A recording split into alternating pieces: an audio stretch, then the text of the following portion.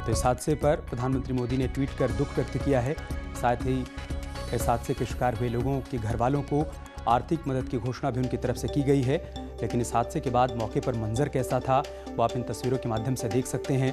यही वो जगह है जहां पर ये दर्दनाक हादसा हुआ है और 15 लोगों ने अपनी जान गंवा दी है। शुरुआती जानकारी यही मिल रही है कि इस हादसे में जिन लोगों की मौत हुई है वो लोग राजस्थान के रहने वाले थे और जो 5 घायल हैं उनको बेहतर इलाज के लिए फौरन अस्पताल में भर्ती करवाया गया है, जहाँ कुछ की हालत गंभीर भी बताई जा रही है। यही वो ट्रैक्टर है जिससे ट्रक की टक्कर हुई और इस टक्कर के बाद ट्रक सीधा फुटपाथ पर चढ़ गया, जहां सो रहे 15 लोग अपनी जान गंवा बैठे।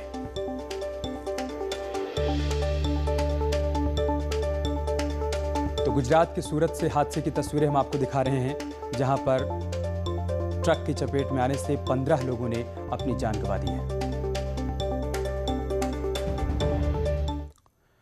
और एक बड़ी खबर कानपुर से, जहां पर बदमाशों की खुली हिस्ट्री शीट को लेकर अपडेट सामने आया है। बिकरू कांड में आरोपी बदमाश जो हैं उनकी हिस्ट्री शीट को खोला गया है। 10 आरोपियों की हिस्ट्री शीट को खोला गया है। गैंगस्टर विकास दुबे के साथी हैं सभी आरोपी। पुलिस पर हमले के आरोपी हैं सभी बदमाश। ये बड़ी खबर हम आपको बता रहे हैं कानपुर से, जहां पर विकास दुबे के जितने भी करीबी हैं, हिस्ट्री शीटर हैं, उनकी हिस्ट्री शीट को खोला जा रहा है। अमित हमारे सहयोगी इस वक्त कानपुर से हमारे साथ जुड़ चुके हैं। अमित, क्या जानकारी, क्या अपडेट है आपके पास? देखिए अमित, मैं आपको बताना चाहूंगा कि 2 जुलाई को जिस प्रकार से ये दुर्दांत अपराधी जो एनकाउंटर में मारा गया विकास दुबे, उनके गुर्गों ने पुलिस पर हमला किया जिसमें कई जवान शहीद हुए, सीओ शहीद हुआ। उसके बाद से सरकार के निर्देश पर यह था कि कोई भी आरोपी और अपराधी बचना नहीं चाहिए, जिसके बाद पुलिस ने घेराबंदी की, एक एक करके सबको गिरफ्तार किया गया। अब और इन पे नकेल कसने के लिए 10 आरोपितों पे हिस्ट्री शीट खोल दी गई। ये वो आरोपी थे जो उस रात मौजूद थे। इसमें विष्णुपाल, शिव तिवारी, दया शंकर, गोपाल सैनी, हरिहीरो दुबे, शशिकांत समेत 10 ऐसे आरोपी थे जिन्होंने उस रात, जिनकी आइडेंटिफिकेशन हुआ, जिनकी फोटोग्राफी हुई, जिनके तमाम सबूत मिले। अब ये फर्स्ट फेज में इन 10 के खिलाफ बिल्कुल पुलिस ने मन बना के हिस्ट्री शीट खोल दी। और इसके अलावा सबसे बड़ी बात ये रही कि जो चार महिलाएं थी जिन्हें आरोपित माना जा रहा था, जो उनके घर में उस वक्त मौजूद थी, और निलंबित थाना प्रभारी और हल्का इंचार्ज को फिलहाल अभी राहत दे दी गई है, क्योंकि जो पहले पर्चे कटे उसमें इनको राहत दी गई है। लेकिन जैसा कि आईजी ने इसमें साफ तौर बताया है कि बचेगा कोई भी दोषी नहीं। फर्स्ट फेज में 10 लोगों को और इसके बाद 27 लोगों की भी और लिस्ट तैयार की जा रही है। जी अमित, बहुत शुक्रिया अमित, आपका हमारे साथ जुड़ने के लिए और जानकारी हम तक पहुंचाने।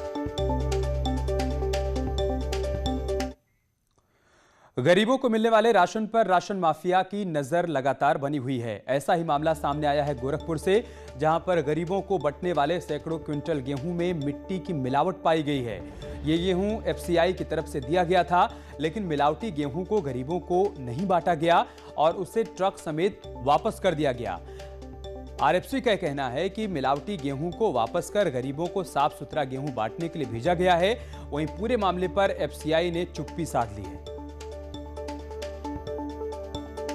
जो पीडीएस के लिए कुछ गेहूं उठाए गए थे एफसीआई के गोदाम से, उसमें एक ट्रक में ये देखा गया कि जो गेहूं की बोरी है उसमें मिट्टी की मात्रा है और मिट्टी होने के कारण उसको तत्काल हम लोगों ने वापस कर दिया और तथा जो रिलीज ऑर्डर था उस मंथ का उस गोदाम से हटाकर दूसरे गोदाम पे किया गया है। तथा एफसीआई के लोगों को कहा गया है कि इनकी छानबीन कीजिए कि कहाँ से ये प्राप्त हुआ है, तथा ये भी देखिए कि ये जो जितने गेहूं है इसकी प्रॉपर सफाई हो जाए और अच्छे ढंग से ये पीडीएस में जाए। गरीबों के गेहूं में मिट्टी मिलाकर देने के राशन माफियाओं के खेल को आरएफसी की सक्रियता ने उनके मंसूबों को ध्वस्त कर दिया है और अब आरएफसी ने उनके सारे गेहूं को वापस कर दिया है, जिसके बाद अब इस पूरे मामले पे जांच भी शुरू हो गई है। अखिलेश पांडे के साथ रामगोपाल द्विवेदी, न्यूज़ 18 गोरखपुर। और एक बड़ी खबर अमरोहा से आ रही